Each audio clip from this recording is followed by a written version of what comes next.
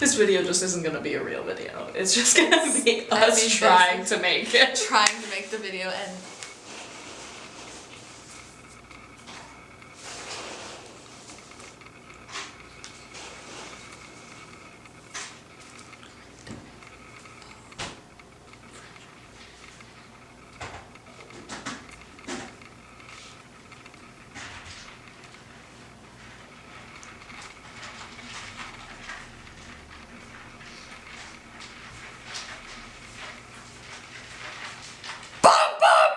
Welcome back to Every Disney Movie Ever. My name is Jess and this is Bree. Hello! My best friend. Today we're going to talk about The Incredible Journey. You know Bree from my Five Nights at Freddy's video skit of their skit. She played Chica. Yay! She cosplays Chica. I It's do. very good cosplay. I have pictures of it. It's great. She's the best, like you said. She is the best. Kill. For those of you who don't know, The Incredible Journey is the original Homeward Bound. It's also based off a book. I've never read it. He put the cat down, like in the first scene, the cat was like, and he was Grooming belongs on the floor. yeah, and he just puts the cat down. I'm like The poor the cat chose to sit on your lap. You take that with honor, and it's like, the cat's on my lap. Yes, you can do it. That's why, like, if a cat falls asleep on your lap, you're like, I can't move until they're. I mean, people do that with dogs too, but it's like That's true. he's just like, no, get off. Yeah. No wonder they left. PSA, Bree loves cats. The three pets are Lua, Bodger, and Teo. Teo is the cat, so that's easy. Teo, sassy. And then Bodger is technically the oldest dog, but is in Chance's role, if any of you know Homeward Bound. So Lua is the leader, but is not the oldest dog. So it's like, yeah, Lua looks like Shadow, but is more the role of Chance because he's the youngest dog. Even though I guess he was leading them, and wasn't Shadow the one leading them too? Yes. So I think it's just they look like the other dogs. Also, I think they just like, they're both a mix of each character. Yeah. I feel like. But Teo is like a nicer version of Sassy. That's true. So this voiceover guy. Disney has this thing, I guess, for their early movies, where they use a lot of voiceover, and I mean, obviously this movie, because they didn't do the voices for the dogs, had to have some kind of narration and voiceover, but it's like bad and too much. Bodger, after he gets that like chicken leg from the garbage, and he comes and brings it back, he's like, oh yes, like not only was he humiliated at getting shot at, because the guy at the house, he was like, but he had to suffer the disappointing looks of his friends.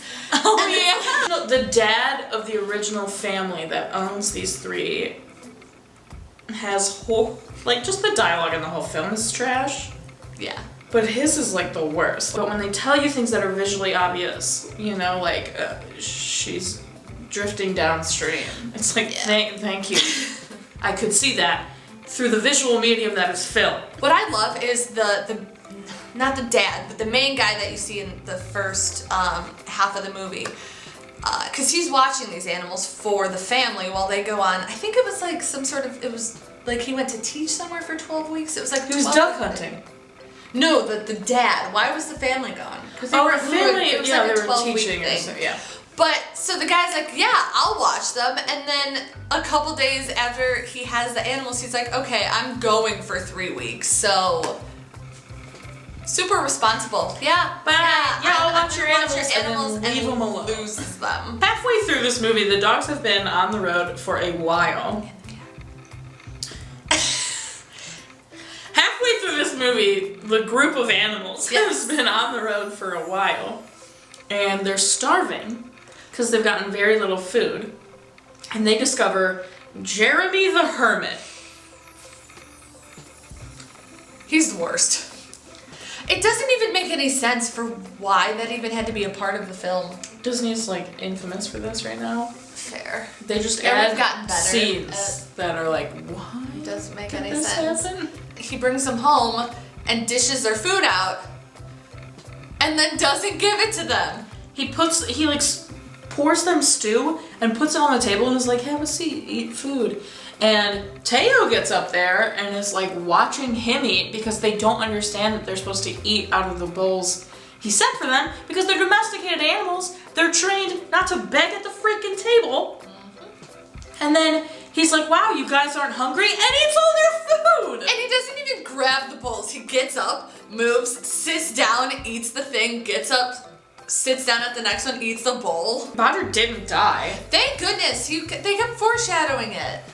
They did. All they kept talking about the entire movie in regards to Bodger was how old he was and if he was gonna make it or he wouldn't move from here. And we were like, oh god, they're gonna actually kill Bodger in this one.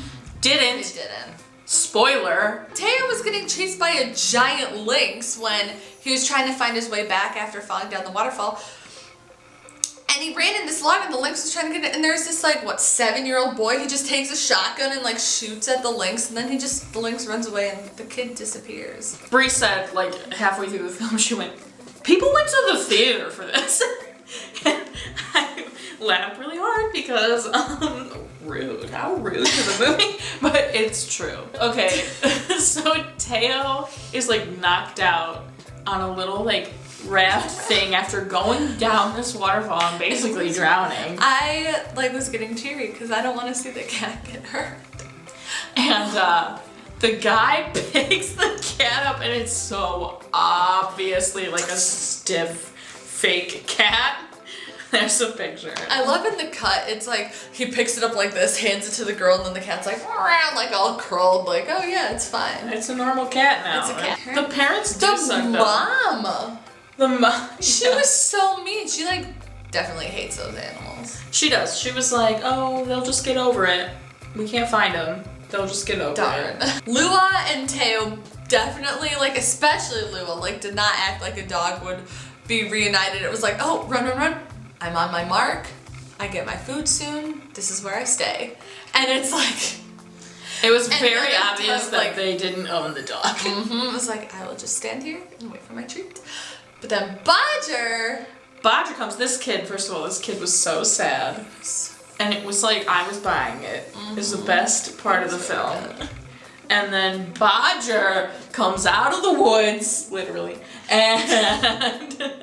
Are we out of the woods? Yet are we out of the woods? Yet are we out of the woods? Yet are we out of the woods? Bodger comes out of the woods, and this freaking kid freaks out and is like, I got Bodger. Sprints for the kid, trips, sprints more for Bodger, and Bodger's like, oh my god, my kid.